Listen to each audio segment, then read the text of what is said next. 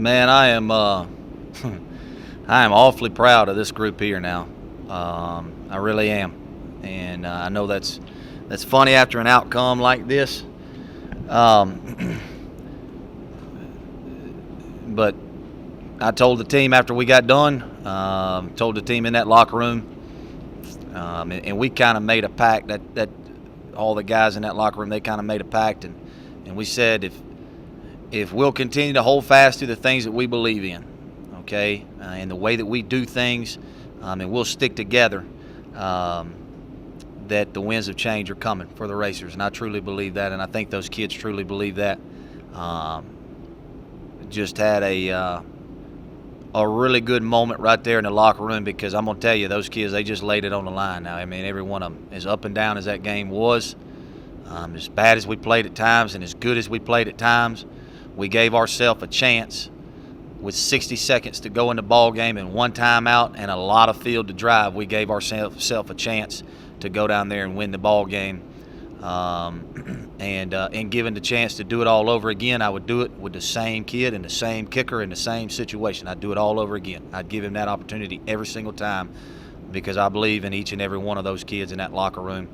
I know it's not the outcome that any of us want, any of the Racer fans want, but I do believe in the process that's going on right now with this football team. I think that's the biggest thing is there's a process going on right now, and a culture that's changing right now in that locker room, and I'm awfully proud of that. With 26 seconds to go and one timeout left, what was your thought process there? Did you think you might have had another chance at another play to get closer? Or? No, I mean, we hadn't been running the ball very well, be perfectly honest with you. And the play before that, if you notice, the play before that, I ran a little stretch play, and I lost 3 yards. So I didn't want to continue to do that again. I didn't want to call something and lose another 3 yards and be even further back. And that's kind of the tough. That's where we're at offensively. That's what we got to figure out, man. Is we live and die right now on the big play ball. I look at the sheet, and I think we average like 6 yards per play. Okay, and right now, what we're doing is we're living and dying on big plays, and we can't do that. We've got to live and die on small plays. As funny as that sounds, we've got to figure out a way to throw some quick hitters, and get the ball out there quick, and we've got to find a way to run the football. Be honest with you, I thought the worst series of the night was I guess it was the second to last series, when we took a shot at Gandy and we stopped the clock with like 3 minutes to go, and it's like I told KD, I said, if you hit it, we look like geniuses, and if you throw an incompletion, we look like idiots. And I said, but it's what we had to do at that time. We couldn't. We were not able to run the football out at the end of the game, and that's something that we've got to do. We've got to get better at, and continue to put an emphasis on is running the football. But the long version of your question was, no, I didn't want to lose any more yards, so I was just going to let it run down and take my time out and put it in Connor Mitchell's hands, because he's been pretty good up to this point. With 2 missed field goals and a missed 2-point conversion, what's the thought process going up 15-7 instead of 14-7 right there when you guys got the lead? We had a hold on momentum right there, and we told the kids, we said, hey, look, the first time we score in the second half, we're going to go for 2. We're going to run that play. We've been working on that play for 3 weeks. And we told the kids, said, hey, man, come hell to high water, we're not taking this play into another week, so we're running it. And we did, and it was there.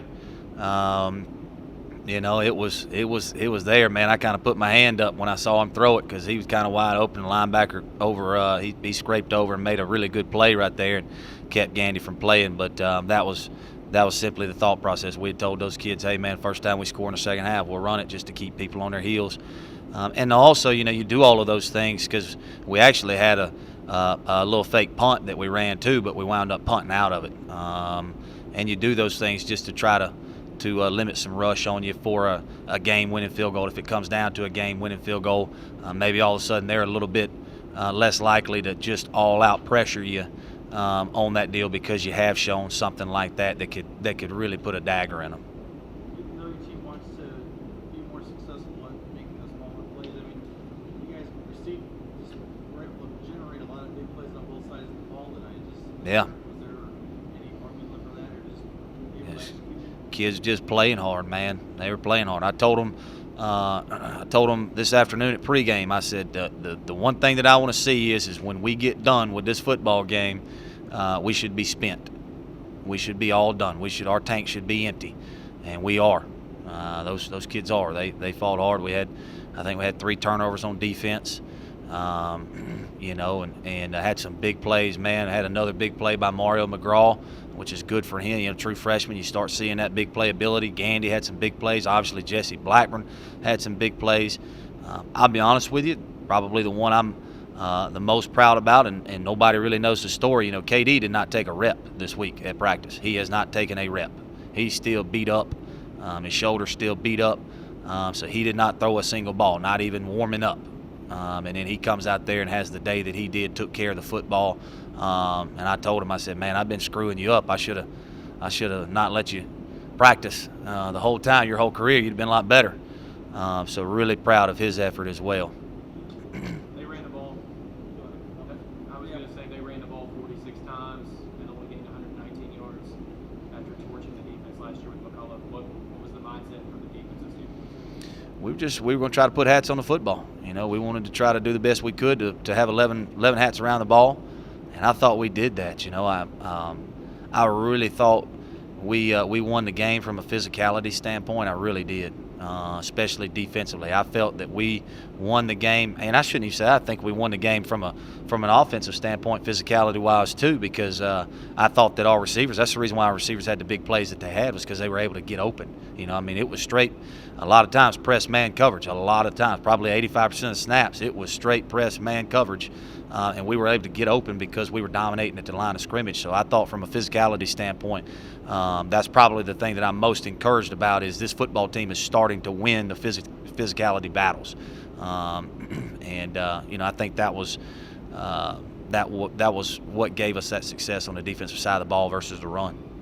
And your defensive line was able to put more pressure and lead when they said about the Yeah. physicality battle. You gave some put pressure on Oscar. Yep.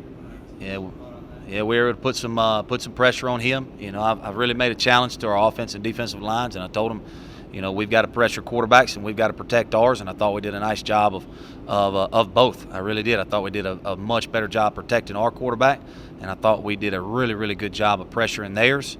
And I think that's a kind of an ode to our defensive staff and the way that they're rolling those guys in and out. I've been talking about that from a recruiting standpoint. I thought that we had done a very good job at building a little bit of depth on that defensive line. We're still not where we want to be or where we need to be, but it does give us an option to roll those guys in and out and keep them fresh, and I think that showed up tonight, especially with us having to run as many snaps. I think we ran, 91 snaps on defense or something like that. With that being said, we've got to do a much better job of getting off the field defensively. We've got to do a much better job at getting off the field and not continuing to put ourselves in 10, 11, and 12 play drives.